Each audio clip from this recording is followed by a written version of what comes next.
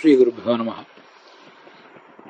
ಯಸ್ಯಾಂ ನಮೇ ಪಾವನಮಂಗ ಕರ್ಮ ಸ್ಥಿತ್ಯುದ್ಭವತ್ರಾಣ ನಿರೋಧಮಸ್ಯ ಲೀಲಾವತಾರೇ ಹಿತ ಕರ್ಮವಾಸ್ಯಾತ್ ವಂದ್ಯಾಂ ಗಿರಂ ತಾಂ ಬಿಭ್ರಯಾನ್ ನ ಧೀರಃ. ಕೃಷ್ಣ ಉದ್ಧವನಿಗೆ ಹೇಳುವಂಥ ಮತ್ತೊಂದು ಮಾತಿದು. ಯಾವುದನ್ನ ಸಾಧಕನಾದವನು ಕೇಳಬೇಕು, ಯಾವುದನ್ನು ಕೇಳಬಾರ್ದು ಅಂತ ಅನ್ನೋದನ್ನ ಇಲ್ಲಿ ಕೂಡ ನಾವು ಸ್ಪಷ್ಟವಾಗಿ ತಿಳ್ಕೊಳ್ಳಿಕ್ಕೆ ಸಾಧ್ಯ ಆಗ್ತದೆ. ಸ್ಪಷ್ಟವಾದಂಥ ಒಂದು ಮಹತ್ವದ ಸಂದೇಶ ನಮಗೆ ಇಲ್ಲಿ ಕೂಡ ಕಾಣಿಸ್ತದೆ. 11ನೇ ಸ್ಕಂದದ 11ನೇ ಅಧ್ಯಾಯದ 20ನೇ ಶ್ಲೋಕ ಇದು. ಏವಂ ಭಾಗವತ ಶಾಸ್ತ್ರೇ ಶ್ರದ್ಧಾಮ ವಿಧಾಯ ದುಶಾಸ್ತ್ರ ನಿಂದಾಮಹ. ಭಾಗವತ ಶಾಸ್ತ್ರ, ಭಗವಂತನ ಕುರಿತಾಗಿ ವರ್ಣನೆ ಮಾಡುವಂಥ ಶಾಸ್ತ್ರ, ಅದರ ಬಗ್ಗೆ ಶ್ರದ್ಧೆ ನಮಗಿರಬೇಕು ಅಂತ ಅನ್ನೋದನ್ನ ಹಿಂದೆ ಹೇಳಿದರು. ಮತ್ತಿನ್ನ ದುಷ್ಟಶಾಸ್ತ್ರದ ಬಗ್ಗೆ ನಮ್ಮ ತಿರಸ್ಕಾರವೂ ಕೂಡ ಇರಬೇಕು ಅಂತ ಅನ್ನೋದನ್ನ ಇಲ್ಲೀಗ ಹೇಳ್ತಾ ಇದ್ದಾರೆ. ಯಸ್ಯಾಮಿತಿ ಅಸ್ಯ ಜಗತಃ ಸ್ಥಿತ್ಯಾದಿ ಕರ್ತೃತ್ವ ರೂಪಂ ವಾ ಅಂತ ಉದ್ಧವನಿಗೆ ಕೃಷ್ಣ ಹೇಳ್ತಾನೆ. ನಾನು ಈ ಜಗತ್ತಿನ ಉತ್ಪತ್ತಿ, ಅದರ ಪಾಲನೆ, ಅದರ ವಿನಾಶ ಇತ್ಯಾದಿಗಳನ್ನ ಮಾಡ್ತಾ ಇರ್ತೇನೆ. ಧಾತಾ ಯಥಾ ಪೂರ್ವಮಕಲ್ಪಯತ. ಹಿಂದೆ ಅನೇಕ ಕಾಲಗಳಿಂದ ಹೇಗೆ ನಡೆದಿದೆಯೋ ಅದರಂತೆ ಇವತ್ತು ಕೂಡ ಭಗವಂತನ ಕೆಲಸ ಅದು ನಡೆದೇ ಇದೆ. ಉತ್ಪತ್ತಿ ಸ್ಥಿತಿ ಸಂಹಾರಾಹ ನಿಯತಿ ಜ್ಞಾನಮಾವೃತಿ ಬಂಧಮೋಕ್ಷೌಚ ಪುರುಷಾದ್ಯಸ್ಮಾತ್ ಸ ಹರಿರೇಕರಾಟ್ ಅಂತ ಹೇಳುವಂತೆ ಉತ್ಪತ್ತಿ, ಪಾಲನೆ, ನಾಶ ಇವುಗಳು ಭಗವಂತ ಮಾಡುವಂಥ ಬಹಳ ಮಹತ್ವದ ಕೆಲಸಗಳು. ಈ 8ರಲ್ಲಿ ಎಲ್ಲವೂ ಕೂಡ ಸೇರಿ ಹೋಗೇ ಇದೆ. ಹಾಗಾಗಿ 8ನ್ನ ಎಲ್ಲಿ ವರ್ಣನೆ ಮಾಡ್ತಿಲ್ಲ. ಅಂಥ ಶಾಸ್ತ್ರ ಅದು ದುಷ್ಟಶಾಸ್ತ್ರ, ಅಂಥ ಗ್ರಂಥ ನಿಷ್ಫಲ. ಅದು ಶ್ರವಣಾದಿಗಳಿಗೆ ಅದು ಯಾವ ರೀತಿಯಿಂದಲೂ ಕೂಡ ಉಪಯೋಗ ಅಲ್ಲ ಅಂತ ಅದರ ತಾತ್ಪರ್ಯ ಆಗ್ತದೆ. ಅದೊಂದು ವಂದ್ಯಾವಾಕ್, ವಂದ್ಯಾಂ ಗಿರಂ ತಾಂ ನ ಬಿಭ್ರಯಾನ್ನ ಧೀರಃ. ಅದು ಬಂಜೆ ಮಾತು. ಮಕ್ಕಳನ್ನ ಹೆರದೆ ಹೋದರೆ, ಹೆರುವ ಶಕ್ತಿ ಇಲ್ಲದೆ ಹೋದರೆ ಹೇಗೆ ಸ್ತ್ರೀಯ ಜನ್ಮ ನಿಷ್ಫಲ ಆಗ್ತದೆ ಅಂತ ಒಂದು ಗ್ರಹಿಕೆ ಇದೆಯೋ ಅದರಂತೆ ಇಲ್ಲಿಯೂ ಕೂಡ ಎಲ್ಲ ಕಡೆನೂ ಹಾಗೇನೆ. ಯಾವ ಮಾತು ಭಗವಂತನ ಕುರಿತಾದಂಥ ವರ್ಣನೆಯನ್ನು ಮಾಡೋದಿಲ್ಲ ಅಂಥ ಮಾತು ವ್ಯರ್ಥವಾದ ಮಾತು ಅಂತ ಅದರ ತಾತ್ಪರ್ಯ ಆಗ್ತದೆ. ಈ ಜಗತ್ತಿನಲ್ಲಿ ಒಂದು ವೇಳೆ ಯಾವುದಾದ್ರೂ ಒಬ್ಬಳು ತಾಯಿ ಒಂದು ಮಗುವನ್ನ ಹೆತ್ತರೂ ಸರಿ, ಹೆರದೇ ಇದ್ರೂ ಸರಿ, ಜಗತ್ತಿನಲ್ಲಂತೂ ಮಕ್ಕಳನ್ನು ಹೆರದೇ ಹೋದ್ರೆ ಆ ತಾಯಿಯ ಜನ್ಮ ವ್ಯರ್ಥ, ಆ ಒಂದು ಹೆಣ್ಣಿನ ಜನ್ಮ ವ್ಯರ್ಥ ಅಂತ ಒಂದು ಗ್ರಹಿಕೆ ಇದೆ. ಅದಕ್ಕಾಗಿ ಹೀಗೆ ಹೇಳ್ತಿದ್ದಾರಷ್ಟೆ. ಲೀಲಾವತಾರೆ, ನಾನು ಅನೇಕ ಲೀಲಾವತಾರಗಳನ್ನು ಮಾಡಿದ್ದೀನಿ, ಅಲ್ಲಿ ಇವನ್ನೆಲ್ಲ ವರ್ಣನೆ ಮಾಡಿದ್ದಾರೆ. ಹಾಗಾದ್ರೆ ಯಾವುದು ಭಗವಂತನ ಲೀಲಾವತಾರಗಳನ್ನು ವರ್ಣನೆ ಮಾಡೋದಿಲ್ಲ, ಉತ್ಪತ್ತಿ, ಪಾಲನ, ನಾಶ ಮೊದಲಾದವುಗಳನ್ನು ವರ್ಣನೆ ಮಾಡೋದಿಲ್ಲ, ಅದು ಬಂಜೆ ಮಾತಿನಂತಾಯ್ತು. ಯಾವ ಮಾತು ಭಗವಂತನ ಆ ಲೀಲೆಗಳನ್ನು ವರ್ಣನೆ ಮಾಡ್ತದೆ ಅದು ಬಂಜೆ ಮಾತಲ್ಲ. ಅದು ನಿಜವಾದ ತಾಯ್ತನವನ್ನು ಪಡೆದಂಥ ಒಬ್ಬ ಸ್ತ್ರೀಯಂತೆ ಇರುವ ಮಾತು ಅದು ಅಂತ ಬಂದಿದೆ. ಈ ಮಾತಿಗೂ ಕೂಡ ಬಹಳ ಮಹತ್ವ ಇದೆ ಅಂತ ಕಾಣಿಸೋದು ನನಗೆ. ಅದನ್ನು ಈ ಮುಂದೆ ಹೇಳ್ತೇನೆ. ಲೀಲಾವತಾರೈಹಿ ಯಮಲಾರ್ಜುನ ಭಂಜನಾದಿಕಂ ಕರ್ಮವ. ಕೃಷ್ಣಾವತಾರ, ರಾಮಾವತಾರ ಮೊದಲಾದ ಅವತಾರಗಳಲ್ಲಿ ಯಮಲಾರ್ಜುನರನ್ನ, ಮತ್ತಿ ವೃಕ್ಷಗಳನ್ನು ಭಂಜಿಸುವ ಕಾರ್ಯ ಮೊದಲಾದವುಗಳನ್ನು ನಾನು ಮಾಡಿದ್ನಲ್ಲ, ಅವೆಲ್ಲ ಕರ್ಮಗಳು ಅಂತ ಅದರ ತಾತ್ಪರ್ಯ. ಯಸ್ಯಾಂ ವಾಚಿ ನ ಸ್ಯಾತ್ ಸಾ ವಾಕ್ ಸರ್ವಥಾ ಭಾಗವತ ಮಾಹಾತ್ಮ್ಯ ಪ್ರತಿಪಾದಿಕ ನಭವತಿ. ಯಾವ ಮಾತಿನಲ್ಲಿ ಈ ಭಗವಂತನ ಮಹಿಮೆಯ ವರ್ಣನೆ ಇಲ್ಲವೋ ಆ ಮಾತು ಭಾಗವತ ಮಾಹಾತ್ಮ್ಯವನ್ನು ಪ್ರತಿಪಾದನೆ ಮಾಡುವ ಮಾತೇ ಅಲ್ಲ. ಧೀರ ಅಂದ್ರೆ ಜ್ಞಾನಿ, ಅವನು ಸರ್ವಥಾ ನ ಬಿಭ್ರಜಾತ್, ಅಂಥ ಮಾತನ್ನು ಆಧರಿಸಬಾರದು. ಅದನ್ನು ಓದಲೂಬಾರದು, ಅದನ್ನು ತನ್ನ ಮನಸ್ಸಿನಲ್ಲಿ ಧಾರಣೆ ಮಾಡಲೂ ಕೂಡ ಬಾರದು. ನೆನಪಿಟ್ಟುಕೊಳ್ಬೇಕಾದಂಥ ವಿದ್ಯೆಯೂ ಕೂಡ ಅದಲ್ಲ. ಯಾಕೆಂದ್ರೆ ಪರಮಪುರುಷಾರ್ಥ ಅಸಾಧಕತ್ವಾತ್ತಸ್ಯ ಇತಿ ಭಾವೇನ, ಜಗತ್ತಿನ ಉಳಿದ ಯಾವ ಸಂಗತಿಯೂ ಕೂಡ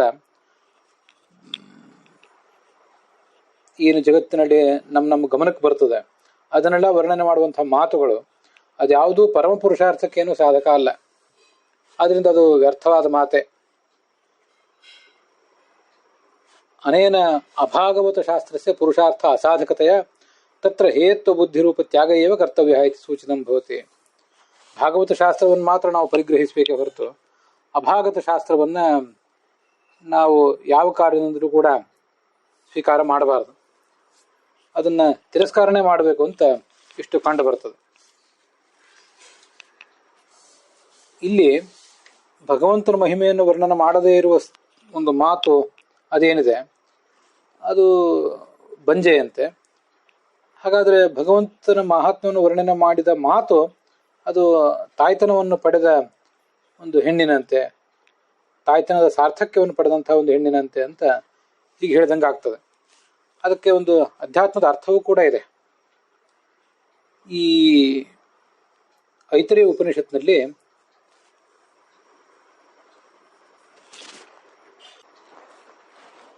ವಾಗ್ವೈ ಮಾತಾ ಪ್ರಾಣಃ ಪುತ್ರಃ ತಮ್ ಮಾತಾ ರೇಢಿ ಸವು ರೇಢಿ ಮಾತರಂ ಅಂತ ಹೀಗೆ ಒಂದು ಮಾತು ಕೇಳಿ ಬರ್ತದೆ. ಸರಸ್ವತೀ ದೇವಿ, ಸರಸ್ವತಿ ಭಾರತೀಯರು ಮೊದಲಾದವರು ಈ ಭಗವಂತನಿಗೆ ತಾಯಂದಿರಂತೆ. ವಾಗ್ವೈ ಮಾತಾ, ಮಾತಿನ ಅಭಿಮಾನಿನಿಯಾದಂತಹ, ವೇದಾದ ಶಾಸ್ತ್ರಗಳ ಅಭಿಮಾನಿನಿಯಾದಂತಹ ಸರಸ್ವತೀ ದೇವಿ ಆತನಿಗೆ ತಾಯಿಯಂತೆ.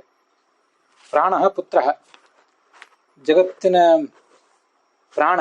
ನೋಡಿ, ಇಲ್ಲಿ ಪ್ರಾಣ ಅಂತ ಹೇಳಲಿಕ್ಕೆ ಐತರೇಯ ಉಪನಿಷತ್ತಿನ ಪ್ರಾಣ ಅಂತ ಹೇಳಲಿಕ್ಕೂ ಇಲ್ಲಿ ಸ್ಥಿತ್ಯುದ್ಭವ ತ್ರಾಣ ನಿರೋಧಮಸ್ಯ ಅಂತ ಹೇಳಲಿಕ್ಕೂ ಒಂದು ಸಮಾನತೆ ಇದೆ. ಪ್ರಾಣ ಅಂತ ಅಲ್ಲಿ ಐತರೇಯ ಉಪನಿಷತ್ತಿನಲ್ಲಿ ಹೇಳಿರುವುದು ಜಗತ್ತಿನ ಎಲ್ಲ ಕ್ರಿಯೆಗಳಿಗೂ ಕಾರಣನಾದಂಥ ಪರಮಾತ್ಮನನ್ನೇ ಹೇಳಿರೋದು. ಮತ್ಯಾವುದೋ ಮುಖ್ಯ ಪ್ರಾಣನನ್ನ ಇನ್ಯಾವುದೋ ಪ್ರಾಣನನ್ನ ಅಲ್ಲಿ ಹೇಳಿಲ್ಲ. ಹಾಗಾದ್ರೆ ಪ್ರಕೃಷ್ಟ ನಯನ, ಪ್ರಕೃಷ್ಟ ಚೇಷ್ಟೆಯನ್ನ, ಜಗತ್ತಿನ ಎಲ್ಲಾ ರೀತಿಯಾದ ಒಳ ಹೊರಗಿನ ಕ್ರಿಯೆಗಳನ್ನೆಲ್ಲ ಮಾಡುವವನು ಮತ್ತೆ ನಮ್ಮಿಂದ ಮಾಡಿಸುವವನು ಈ ಭಗವಂತನೇ. ಆದ್ರಿಂದ ಅವನೇ ಪ್ರಾಣ. ಹೀಗೆ ಶಾಸ್ತ್ರದಲ್ಲಿ ಅನೇಕ ಕಡೆ ಬಂದಿದೆ. ಆ ಪ್ರಾಣ ಏನಿದ್ದಾನೆ, ಆ ಪ್ರಾಣ ಅನ್ನುವ ಶಬ್ದದಿಂದ ಅವನು ಏನು ಯಾಕೆ ವಾಚ್ಯನಾಗಿದ್ದಾನಲ್ಲ, ಅದೇ ಅರ್ಥವೇ ಇಲ್ಲಿ ಸ್ಥಿತ್ಯುದ್ಭವ ತ್ರಾಣ ನಿರೋಧಮಸ್ಯ ಅಂತ ಅನ್ನೋದ್ರಲ್ಲಿ ಬಂದಿದೆ. ಜಗತ್ತನ್ನು ಹುಟ್ಟಿಸಿ ಅದನ್ನು ಪಾಲಿಸಿ ಅದರ ನಾಶ ಮಾಡಿ ಮುಂದೆ ಅದರ ನಿಯಮನ ಸಂಸಾರದಲ್ಲಿ ಅದನ್ನು ಬಂಧಿಸುವುದು, ಬದ್ಧವಾದ ಅದನ್ನ ಬಿಡುಗಡೆ ಮಾಡುವುದು, ಹೀಗೆಲ್ಲವನ್ನು ಕೂಡ ಆ ಭಗವಂತನೇ ಮಾಡ್ತಾನೆ. ನಮಗದು ಗೊತ್ತಿದೆ. ಆದ್ರಿಂದ ಪ್ರಕೃಷ್ಟ ನಯನಾತ್ ಪ್ರಾಣ, ಚೆನ್ನಾಗಿ ಈ ಜಗತ್ತನ್ನು ಮುನ್ನಡೆಸುವುದರಿಂದ, ಅದರ ಉತ್ಪತ್ತಿ ಮಾಡಿ ಪಾಲಿಸಿ ನಾಶ ಮಾಡಿ ಅದನ್ನು ಮೋಕ್ಷದವರೆಗೆ ಮುನ್ನಡೆಸುವುದರಿಂದ ಅವನಿಗೆ ಪ್ರಾಣ ಅಂತಂತಾರೆ. ಅದರಲ್ಲಿ ಉತ್ಪತ್ತಿ ಪಾಲನೆ ನಾಶ ಇವೆಲ್ಲ ಬಂದು ಹೋಗಿವೆ. ಆದ್ದರಿಂದ ಇಲ್ಲಿ ಐತರೇಯ ಉಪನಿಷತ್ತಿನಲ್ಲಿ ಪ್ರಾಣ ಅಂತ ಶಬ್ದ ಇದೆ, ಭಾಗವತದಲ್ಲಿ ಇಲ್ಲಿ ಉತ್ಪತ್ತಿಯಾದಿಗಳನ್ನು ಮಾಡುವವನು ಅಂತ ಹೀಗರ್ಥ ಇದೆ. ಹಾಗಾದ್ರೆ ಪ್ರಾಣಃ ಪುತ್ರ ಅಂದ್ರೆ ಭಗವಂತನೇ ಪುತ್ರ. ಭಗವಂತನೆಂಬ ಪುತ್ರನನ್ನು ಪಡೆದು ಆ ಸರಸ್ವತೀ ದೇವಿಯ ತಾಯ್ತನ ಅಂತನ್ನೋದು, ಹೆಣ್ತನ ಅಂತನ್ನೋದು ಸಾರ್ಥಕವಾಗಿದೆ. ತಮ್ಮ ಮಾತಾ ರೇಢಿ ಸವು ರೇಢಿ ಮಾತರಂ ಅಂತ ಹೀಗಾದರ ಮುಂದಿನ ಭಾಗ ಇದೆ. ತಾನು ಹೆತ್ತಂತಹ ಮಗುವನ್ನು ನೋಡಿ ಈ ಸರಸ್ವತೀ ದೇವಿ ಸಂತೋಷ ಪಟ್ಟಂತೆ, ಹಿರಿ ಹಿರಿ ಹಿಗ್ತಾಳಂತೆ. ಸವು ರೇಢಿ ಮಾತರಂ, ಆ ಶಿಶುವು ಕೂಡ ತಾಯಿಯ ಮುಖವನ್ನು ನೋಡಿ ತುಂಬಾ ಸಂತೋಷ ಪಡ್ತದಂತೆ. ಹೀಗೆ ಅವಳು ತಾನು ಹೆತ್ತಂತಹ ಮಗುವನ್ನು ನೋಡಿ ಅಷ್ಟು ಸಂತೋಷ ಪಟ್ಟಿದ್ದಾಳಲ್ಲ, ಆದ್ರಿಂದ ಅವಳ ಸ್ತ್ರೀತ್ವವು ಕೂಡ ಸಾರ್ಥಕವಾಗಿದೆ. ಯಾಕೆಂದ್ರೆ ಭಗವಂತನಂತಹ ಮಗುವನ್ನ ಹೆತ್ತದ್ದರಿಂದ ಅಂತ. ಇತರೆಯ ಭಾಷ್ಯದಲ್ಲಿ ಏನಿದೆ ಅಂದ್ರೆ, ಪಂಚಾಲಚಂಡೋ ವಾಚಂತು ಬ್ರಹ್ಮಾಣೀಂ ಹಿ ಸರಸ್ವತೀಂ, ಪಂಚಾಲಚಂಡ ಅಂತ ಋಷಿ, ಅವನು ಈ ವಾಗಭಿಮಾನಿನಿಯಾದ ಸರಸ್ವತೀ ದೇವಿಯನ್ನ ಆ ಭಗವಂತನ ತಾಯಿ ಅಂತ ಉಪಾಸಿಸ್ತಾನಂತೆ. ಮನ್ಯತೆ ಸ್ಯಾಹ ಪುತ್ರವಚ್ಚ ದೇವಂ ನಾರಾಯಣಂ ಪ್ರಭುಂ, ಇವಳನ್ನ ತಾಯಿ ಅಂತ ಭಾವಿಸಿ ಭಗವಂತನಿಗೆ ತಾಯಿ ಅಂತ, ತನಗೆ ತಾಯಿ, ಈ ಋಷಿಗೆ ತಾಯಿ ಅಂತನೂ ಸರಿಯೇ, ಭಗವಂತನಿಗೆ ಇವಳು ತಾಯಿ ಅಂತ ಅವನು ಉಪಾಸನೆ ಮಾಡ್ತಾನಂತೆ. ಮತ್ತೆ ನಾರಾಯಣನನ್ನ ಆಕೆಯ ಮಗು ಅಂತ ಉಪಾಸನೆ ಮಾಡ್ತಾನಂತೆ. ಯಾಕೆಂದ್ರೆ ವೇದೈರ್ಹಿ ವೇದ್ಯತೆ ವಿಷ್ಣು ಸಾಚ ವೇದಾಭಿಮಾನಿನಿ. ಈ ಸರಸ್ವತಿ ದೇವಿಯನ್ನ, ಭಾರತೀ ದೇವಿಯನ್ನ ಮೊದಲಾದವರನ್ನ ಭಗವಂತನ ತಾಯಿ ಅಂತ ಹೇಳಿಕ್ಕೆ ಏನು ಕಾರಣ ಅಂದ್ರೆ, ತಾಯಿಯ ಕೆಲಸ ಏನು ಈ ಜಗತ್ತಿನಲ್ಲಿ? ಒಂದು ಮಗುವನ್ನ ಜಗತ್ತಿಗೆ ಬೆಳಕಿಗೆ ತರುವುದು. ಯಾವುದೇ ಮಗುವನ್ನ 100% ಹೊಸದಾಗಿ ಹುಟ್ಟಿಸ್ಲಿಕ್ಕೆ ಯಾವ ತಾಯಿಗೂ ಸಾಧ್ಯ ಇಲ್ವಲ್ಲ. ಆತ್ಮವನ್ನಂತೂ ಹುಟ್ಟಿಸ್ಲಿಕ್ಕೆ ಸಾಧ್ಯ ಇಲ್ಲ. ಆ ಶರೀರದ ಮೂಲಕ ಆ ಮಗುವನ್ನ ಬೆಳಕಿಗೆ ತರ್ತಾಳೆ ಅವಳು. ಬೆಳಕಿಗೆ ತಂದು ಆ ಮಗುವಿನ ತಾಯಿ ಅಂತ ಕರೆಸ್ಕೋತಾಳೆ. ಹಾಗಾದ್ರೆ ಅವಳನ್ನು ಜನನಿ ಅಂತಂತಾರಲ್ಲ.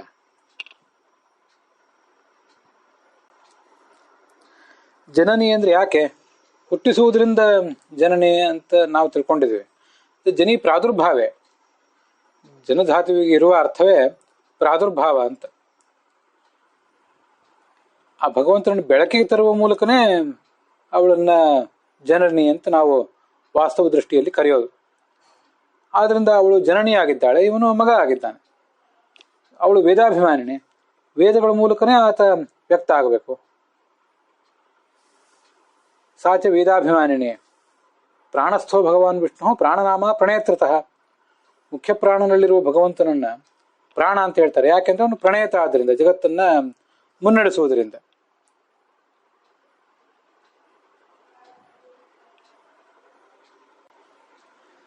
ಬ್ರಹ್ಮಣೋಪಿ ಪಿತಾ ನಿತ್ಯಂ ಭಗವಾನ್ ಪುರುಷೋತ್ತಮಃ ಉಪಚರ್ಯತೆ ಪುತ್ರ ಇತಿ ವೇದೇದ್ಯದ್ ವ್ಯಜ್ಯತೆ ಹರಿಹಿ. ವಸ್ತುತಃ ಚತುರ್ಮುಖ ಬ್ರಹ್ಮನಿಗೂ ಅವನು ತಂದೆನೆ, ಚತುರ್ಮುಖ ಬ್ರಹ್ಮನಿಗೂ ಅವನು ತಂದೆನೆ. ಆದ್ರಿಂದ ಚತುರ್ಮುಖ ಬ್ರಹ್ಮನ ಪತ್ನಿಯಾದಂತಹ ಸರಸ್ವತಿಗೆ ಅವನು ಕೂಡ ಮಾವ ಆಗ್ಬೇಕು.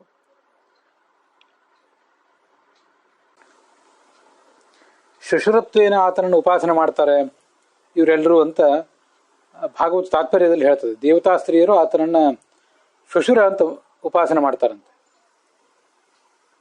ಮಾವ ಅಂತ. ವಸ್ತುತಃ ಅವನು ಮಾವನೇ, ಆದ್ರೂ ಕೂಡ ಉಪಚರ್ಯತೆ ಪುತ್ರವತ್, ಆ ಭಗವಂತನನ್ನು ಇವಳ ಮಗ ಅಂತ ಹೇಳ್ತಾರೆ.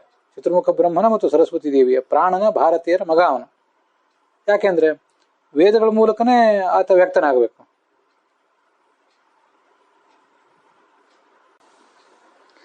ಹೀಗೆ ಭಗವಂತನ ಮಹಿಮೆಯನ್ನು ಪ್ರತಿಪಾದನೆ ಮಾಡುವಂತಹ ಯಾವುದೇ ಮಾತು ಮತ್ತು ಆ ಮಾತಿನ ಅಭಿಮಾನಿಯಾದ ದೇವತೆ, ಆ ದೇವತಾ ಸ್ತ್ರೀ, ಅವಳು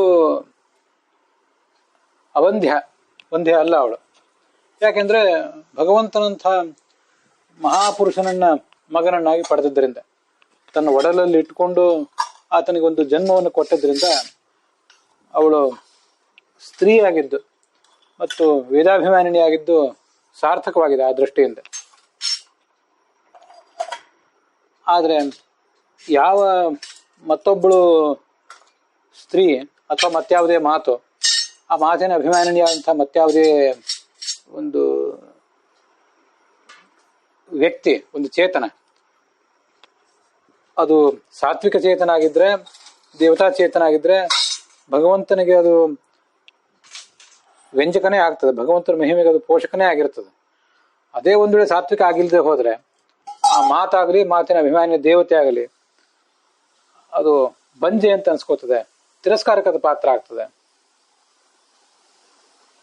ತಾಮ್ ವಂದ್ಯಾಂ ಗಿರಂ ತಾಮ್ ಬಿಭ್ರಯಾನ್ನ ಧೀರ. ಅದರಿಂದ ಅಂಥ ಮಾತನ್ನ ನಾವು ಕಿವಿಗೂ ಹಾಕೊಳ್ಬಾರ್ದು, ಆ ಮಾತನ್ನು ನಾವು ಮನನ ಮಾಡಬಾರ್ದು ಕೂಡ ಅಂತ ಶಾಸ್ತ್ರ ಹೇಳ್ತದೆ. ಇಲ್ಲಿ ಗೀಹಿ ಅಂತ ಏನು ಶಬ್ದ ಇದೆ, ವಂದ್ಯಾಂ ಗಿರಂ ಅಂತ ಗೀಹಿ ಅಂತ ಶಬ್ದ ಏನಿದೆ, ಅದು ಕೂಡ ಸ್ತ್ರೀಲಿಂಗದಲ್ಲಿದೆ. ವಂದ್ಯಾಂ ಗಿರಂ, ಆ ಮಾತು ಅಂತ ಅನ್ನೋದು ಕನ್ನಡದಲ್ಲಿ ನಪುಂಸಕಲಿಂಗ ಇರ್ಬೋದು, ಸಂಸ್ಕೃತದಲ್ಲಿ ಅದು ಸ್ತ್ರೀಲಿಂಗ. ಆ ಮಾತನ್ನ ನಾವು ಕೇಳಿಯೂ ಉಪಯೋಗ ಇಲ್ಲ, ಅದನ್ನ ಮನನ ಮಾಡಿಯೂ ಕೂಡ ಉಪಯೋಗ ಇಲ್ಲ. ಅಂಥ ಮಾತನ್ನ ನಾವು ತಿರಸ್ಕಾರ ಮಾಡುವುದು ಒಳ್ಳೆಯದು. ಆ ಮಾತಿನ ಅಭಿಮಾನಿಯಾದಂಥ ದುಷ್ಟಶಕ್ತಿಯನ್ನು ತಿರಸ್ಕಾರ ಮಾಡುವುದು ಒಳ್ಳೆಯದು ಅಂತ ಕೂಡ ಅದರ ತಾತ್ಪರ್ಯ ಆಗ್ತದೆ. ಹಾಗೆ ನಮ್ಮ ಈ ವೇದಾಭಿಮಾನಿಯಾದಂತಹ ಸರಸ್ವತಿ ಭಾರತೀಯರು ಕೇವಲ ವೇದಗಳಿಗೆ ಮಾತ್ರ ಅಲ್ಲ, ನಿಮ್ಮ ಮಾತುಗಳಿಗೂ ಕೂಡ ಅವರು ಅಭಿಮಾನನೀಯರೇ. ನಾವು ಯೋಗ್ಯವಾದ ಮಾತುಗಳನ್ನು ಆಡಿದಾಗ, ಭಗವಂತನ ಮಹಿಮಾ ಪ್ರತಿಪಾದಕವಾದ ಮಾತುಗಳನ್ನು ಆಡಿದರೆ ಅವರು ಅಭಿಮಾನಿಯಾಗಿ ಅಲ್ಲಿ ನಮ್ಮ ವಾಣಿಯಲ್ಲಿ ನೆಲೆಸ್ತಾರೆ. ಭಗವಂತನ ಮಹಿಮೆಯನ್ನು ಪ್ರತಿಪಾದನೆ ಮಾಡದ ವ್ಯರ್ಥವಾದಂಥ ಮಾತುಗಳನ್ನು ನಾವು ಆಡ್ತಾ ಹೋದರೆ ಆಗ ಅವರು ಅಂಥ ವ್ಯರ್ಥವಾದ ಮಾತುಗಳಿಗೆ ಅಭಿಮಾನಿಯರಾಗಿರೋದಿಲ್ಲ. ಮತ್ತೆ ಅವರ ಸನ್ನಿಧಾನ ನಮ್ಮ ಮುಖದಲ್ಲಿ ನಿಲ್ಲೋದಿಲ್ಲ. ಅದ್ರ ಬಗ್ಗೆ ನಾವು ಎಚ್ಚರಿಕೆಯಿಂದ ಇರಬೇಕು ಅಂತ ಅದರ ತಾತ್ಪರ್ಯ. ಗಾಂದುಗ್ಧದೋಹ ಮಸತೀಂ ಚ ಭಾರ್ಯಾಂ ದೇಹಂ ಪರಾಧೀನಂ ಅಸತ್ ಪ್ರಜಾಂ ಚ ವಿತ್ತಂ ತ್ವತೀರ್ಥೀಕೃತ ಮಂಗವಾಚಂ ಹೀನಾಮಯ ರಕ್ಷತಿ ದುಃಖ ದುಃಖಿ ಅಂತ ಇನ್ನೊಂದು ಶ್ಲೋಕ. ಇದು 11ನೇ ಸ್ಕಂದದ 11ನೇ ಅಧ್ಯಾಯದ 19ನೇ ಶ್ಲೋಕ. ಅದೇನು ಹೇಳ್ತದೆ? ಬೇರೆ ಶಾಸ್ತ್ರ ಶ್ರವಣ, ವ್ಯರ್ಥವಾದ ಶಾಸ್ತ್ರ ಶ್ರವಣ ಅಂತ ಅನ್ನೋದು ಅನರ್ಥಕ ಅಂತ ಅನ್ನೋದನ್ನ ವರ್ಣನೆ ಮಾಡಿದೆ.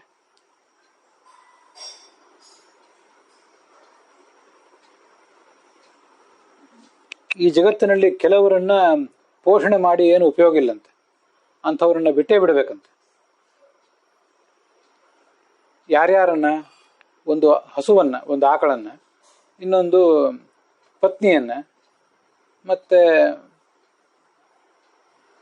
ನಮ್ಮ ಈ ವ್ಯರ್ಥವಾದಂತಹ ಶರೀರವನ್ನ, ಮತ್ತೆ ನಡತೆಗೆಟ್ಟಂಥ ಮಕ್ಕಳನ್ನ, ಹಣವನ್ನ, ಇವೆಲ್ಲವನ್ನು ಕೂಡ ಪರಿತ್ಯಾಗ ಮಾಡಬೇಕಂತ.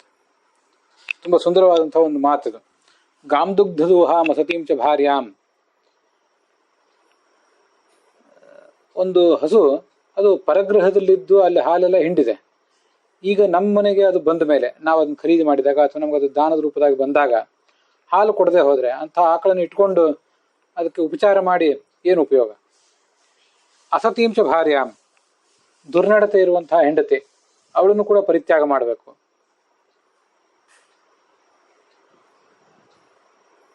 ದೇಹಂ ಪರಾಧೀನಂ, ಪರಾಧೀನವಾದ ದೇಹ. ಈ ಅಧ್ಯಾತ್ಮದ ಸಾಧನೆ ಮಾಡದೆ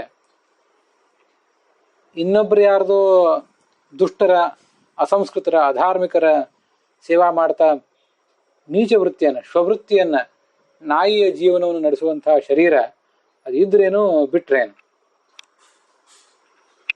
ಅಂಥ ದೇಹವನ್ನು ಕೂಡ ಬಿಟ್ಬಿಡೋದು ಒಳ್ಳೆಯದು. ಹೋದ್ರೆ ಚಡಪಡಿಸ್ಬೇಕಾಗಿಲ್ಲ ಅಂತ ಅದ್ರ ತಾತ್ಪರ್ಯ. ಆತ್ಮಹತ್ಯೆ ಮಾಡ್ಕೋಬೇಕು ಅಂತ ತಾತ್ಪರ್ಯ ಅಲ್ಲ. ಪರಲೋಕ ಸಾಧನೆ ಮಾಡಿದರೆ ತನಗೆ ಹಿತ ಆಯ್ತು. ಅದನ್ನು ಬಿಟ್ಟು ಅನ್ನ ವಸ್ತ್ರಕ್ಕಾಗಿ ಅನ್ಯದಾಸರಾಗಿ ಬದುಕುವಂಥ ಒಂದು ಜೀವನ ಏನಿದೆ, ಅಂಥ ಹಾಳು ಜೀವನವನ್ನ, ಅಂಥ ಹಾಳು ಶರೀರವನ್ನ ಬಿಡುವುದೇ ಒಳ್ಳೆಯದು. ಮತ್ತೆ ಅಸತ್ ಪ್ರಜಾಂಚ, ದುಷ್ಟರಾದಂಥ ಮಕ್ಕಳನ್ನ, ವಿತ್ತಂ ತ್ವತೀರ್ಥೀಕೃತ ಮಂಗವಾಚಂ, ಒಂದಿಷ್ಟು ದುಡ್ಡನ್ನ ಕೂಡಿಟ್ಟಿದ್ದೀವಿ, ಅದನ್ನ ಸತ್ಪಾತ್ರರಿಗೆ, ಸದ್ಧರ್ಮ ಕಾರ್ಯಕ್ಕೆ ವಿನಿಯೋಗ ಮಾಡದೆ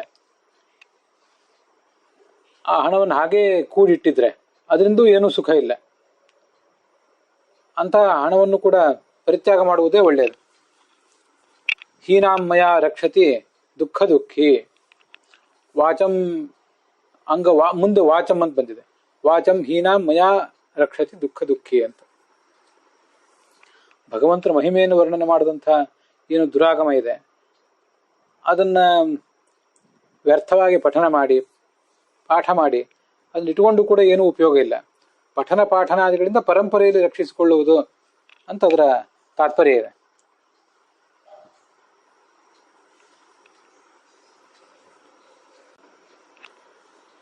ಮಯಾಹೀನಾಂ ಅಂದ್ರೆ ಮದುತ್ಕರ್ಷ ಅಪ್ರತಿಪಾದಿಕಾಂ ವಾಚಂ. ಭಗವಂತನ ಮಹಿಮೆಯನ್ನ ಪ್ರತಿಪಾದನೆ ಮಾಡದಂತಹ ಮಾತನ್ನ ಅದನ್ನು ಇಟ್ಕೊಂಡು ಏನು ಉಪಯೋಗ ಅಂತ ಅದ್ರ ತಾತ್ಪರ್ಯ ಹೀಗಾಗ್ತದೆ. ಇದು ಬೇರೆ ಯಾವುದೋ ಶಾಸ್ತ್ರ, ದುಷ್ಟಶಾಸ್ತ್ರ ಅಷ್ಟಕ್ಕೆ ಮಾತ್ರ ಅಲ್ಲ, ಸಚ್ಛಾಸ್ತ್ರವನ್ನಾದರೂ ಕೂಡ ವೇದಾದಿ ಶಾಸ್ತ್ರಗಳನ್ನ ನಾವು ಪಠನ ಮಾಡ್ತಾ ಇದ್ದೀವಿ, ಅಭ್ಯಾಸ ಮಾಡಿದ್ದೀವಿ, ಅದನ್ನು ಮತ್ತೊಬ್ಬರಿಗೆ ಪರಂಪರೆಯಿಂದ ಇನ್ನೊಬ್ಬರಿಗೆ ಹೇಳ್ತಾ ಇದ್ದೀವಿ. ಆದರೆ ಅದು ಭಗವಂತನ ಮಹಿಮೆಯನ್ನು ಪ್ರತಿಪಾದನೆ ಮಾಡ್ತದೆ ಅನ್ನುವ ನಮಗೆ ಎಚ್ಚರ ನಮಗಿಲ್ಲ. ವೇದ ಅಂತ ಸುಮ್ಮನೆ ಗೌರವದಿಂದ, ವ್ಯರ್ಥವಾದಂಥ ಭಕ್ತಿಯಿಂದ ಅದನ್ನು ಪಠನ ಮಾಡ್ತಾ ಇದ್ದೀವಿ. ಅದ್ಯಾವುದೋ ಭಗವಂತನ ಮಹಿಮೆಯನ್ನು ಬಿಟ್ಟು ಮತ್ತಾರ್ದೋ ಮಹಿಮೆಯನ್ನು ಪ್ರತಿಪಾದನೆ ಮಾಡ್ತದೆ ಅಂತ ಭ್ರಮಿಸಿದ್ದೀವಿ. ಅಥವಾ ಕರ್ಮದ ಮಹತ್ವವನ್ನೇ ಹೇಳ್ತದೆ ಅಂತಾದರೂ ತಿಳಿದಿದ್ದೀವಿ. ಹೀಗೆಲ್ಲ ತಿಳಿದದ್ದು ಹೌದಾದರೆ ಅಂಥ ಮಾತಿನಿಂದ ಉಪಯೋಗ ಏನು? ನಾವು ಅದನ್ನು ಗುರುಮುಖದಿಂದ ಅಧ್ಯಯನ ಮಾಡಿ ಏನೋ ಉಪಯೋಗ, ಮತ್ತೆ ನಾವು ಶಿಷ್ಯರಿಗೆ ಅದನ್ನು ಪಾಠ ಮಾಡಿ ಏನೋ ಉಪಯೋಗ? ಅಂತೂ ಹೀಗೆ ಪರಂಪರೆಯ ಮೂಲಕ ಅದನ್ನು ರಕ್ಷಿಸುವುದಕ್ಕೆ ಯಾವ ಅರ್ಥವೂ ಇಲ್ಲ. ಭಗವಂತನ ಮಹಿಮೆ ಅದಂತ ಗೊತ್ತಾದರೆ ಮಾತ್ರ ಆ ಮಾತಿಗೊಂದು ಅರ್ಥ ಇದೆ. ಸರ್ವೋತ್ಕರ್ಷೇ ದೇವಸ್ಯ ವಿಷ್ಣೋ ಮಹಾತಾತ್ಪರ್ಯಂ ನೈವ ಚಾನ್ಯತ್ರ ಸತ್ಯಂ ಅಂತ ಇದು ತತ್ವ ನಿರ್ಣಯದಲ್ಲಿ ಆಚಾರ ಉದ್ಧರಿಸುವಂಥ ಒಂದು ಮಾತು. ಎಲ್ಲ ಶಾಸ್ತ್ರಗಳಿಗೂ ಕೂಡ ಎಲ್ಲಿ ತಾತ್ಪರ್ಯ ಅಂದರೆ ದೇವದೇವಸ್ಯ ಸರ್ವೋತ್ಕರ್ಷೇ ಮಹಾತಾತ್ಪರ್ಯಂ, ದೇವದೇವನಾದ ಭಗವಂತನ ಮಹಿಮೆಯನ್ನು ವರ್ಣನೆ ಮಾಡುವುದರಲ್ಲಿ ತಾತ್ಪರ್ಯ ಇದೆ ಹೊರತು ಬೇರಿನ ಯಾವ ತಾತ್ಪರ್ಯವೂ ಇಲ್ಲ ಅಂತ ಅಲ್ಲೇ ಹೇಳ್ತಾರೆ.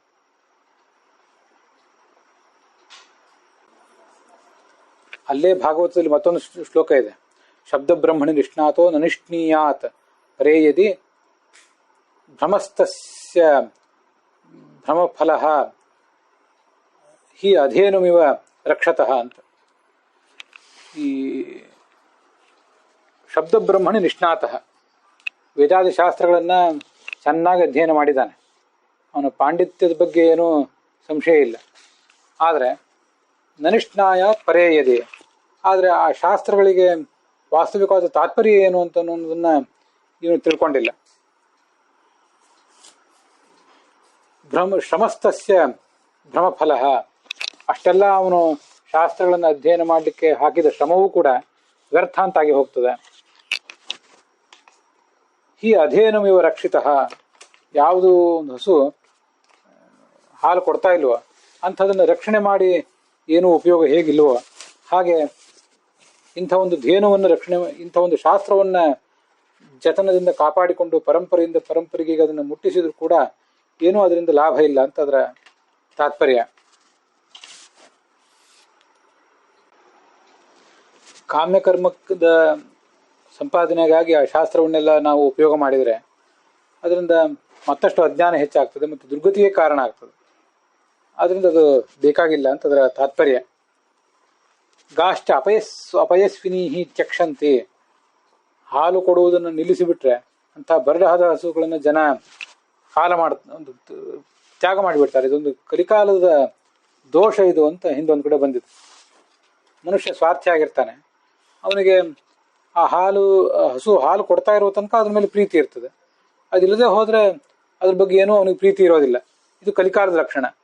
ಹಿಂದೆ ಇನ್ನು ಯುಗದಲ್ಲಿ ಹಾಗೆ ಇರ್ತಿರ್ಲಿಲ್ಲ, ಅದ್ರ ಮೇಲೆ ಒಂದು ಪ್ರೀತಿ ಇರ್ತಿತ್ತು. ಈಗ ಅದು ಇಲ್ಲದಂತಾಗಿದೆ ಅಂತ ಅದರ ತಾತ್ಪರ್ಯ.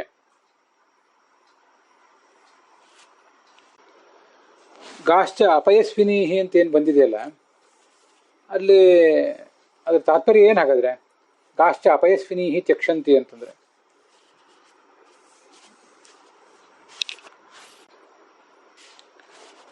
ಭಾಗವತದಲ್ಲಿ 12ನೇ ಸ್ಕಂದದಲ್ಲಿ ಬರಲಿ, 11ನೇ ಸ್ಕಂದದಲ್ಲೇ ಬರಲಿ, ಅದರದ್ದೆಲ್ಲ ಅಭಿಪ್ರಾಯ ಹೀಗೆ. ಬರಡಾದಂಥ ಹಸು ಹಾಲು ಕೊಡದೇ ಇದ್ದಾಗ ಹಾಗಾದರೂ ಕೂಡ ಅದನ್ನು ತ್ಯಾಗ ಮಾಡದೆ ಸಾಕಿದರೆ ಅವನನ್ನು ಬುದ್ಧಿವಂತ ಅನ್ಬೇಕೋ ಮೂರ್ಖ ಅಂತ ಅನ್ಬೇಕೋ? ಆ ಹಾಲು ಮಾರುವ ವೃತ್ತಿ ಅವನದಾಗಿದ್ರೆ ಏನು ಆರ್ಥಿಕ ಲಾಭ ಅವನಿಗಾಗಲಿಲ್ಲ. ಆರ್ಥಿಕ ಲಾಭ ಆಗಲಿಲ್ಲ, ಅದರಿಂದ ಅದು ವ್ಯರ್ಥ ಅಂತಷ್ಟೇ ತಾತ್ಪರ್ಯ ಹೊರತು ಪಾರಮಾರ್ಥಿಕ ಲಾಭ ಇಲ್ಲ ಅಂತ ಅದರ ತಾತ್ಪರ್ಯ ಅಲ್ಲ. ಒಂದು ಹಸುವನ್ನು ಕೂಡ ತಾಯಿಯಂತೆ ನಾವು ಭಾವಿಸಿ ಅದರ ಯೋಗಕ್ಷೇಮವನ್ನು ಕೂಡ, ಅದು ಹಾಲು ಕೊಡದೇ ಇದ್ರೂ ಕೂಡ ನಾವು ಮಾಡಿದರೆ ಅದರ ಯೋಗಕ್ಷೇಮವನ್ನು ನೋಡಿಕೊಂಡ್ರೆ ಅದರಿಂದ ಪಾರಮಾರ್ಥಿಕ ಲಾಭ ಖಂಡಿತ ಇದೆ. ಇಲ್ಲೆಲ್ಲ ಅದನ್ನು ದೃಷ್ಟಾಂತ ಕೊಡುವಾಗ ಹೀಗೆ ಹೇಳಿದ್ದೇನಿದೆ, ಆರ್ಥಿಕ ಲಾಭ ಇಲ್ಲ. ಕೇವಲ ಆರ್ಥಿಕ ಲಾಭದತ್ತನ್ನೇ ಕಣ್ಣಿಟ್ಟವನಿಗೆ ಈ ಬರಡಾದ ಹಸುವನ್ನು ಇಟ್ಕೊಂಡು ಅದನ್ನು ಪಾಲಿಸಿದರೆ ಹೇಗೆ ಏನು ಲಾಭ ಇಲ್ವೋ ಆ ಥರ ಭಗವಂತನ ಮಹಿಮಾ ಪ್ರತಿಪಾದಕವಲ್ಲದ ಮಾತುಗಳನ್ನು ಇಟ್ಕೊಂಡಿದ್ರಿಂದಲೂ ಕೂಡ ಏನು ಲಾಭ ಇಲ್ಲ ಅಂತ ಅದರ ತಾತ್ಪರ್ಯ ಅಷ್ಟೆ. ಹೆಂಡತಿಯನ್ನು ಪರಿತ್ಯಾಗ ಮಾಡಬೇಕು ಅಂತ ಬಂತಲ್ಲ, ಅದಕ್ಕೂ ಕೂಡ ಈಗಲ್ಲಿ ಪುರಾಣಿಕಾಚಾರ್ಯರು ಅದನ್ನು ವ್ಯಾಖ್ಯಾನಿಸಿದ್ದಾರೆ.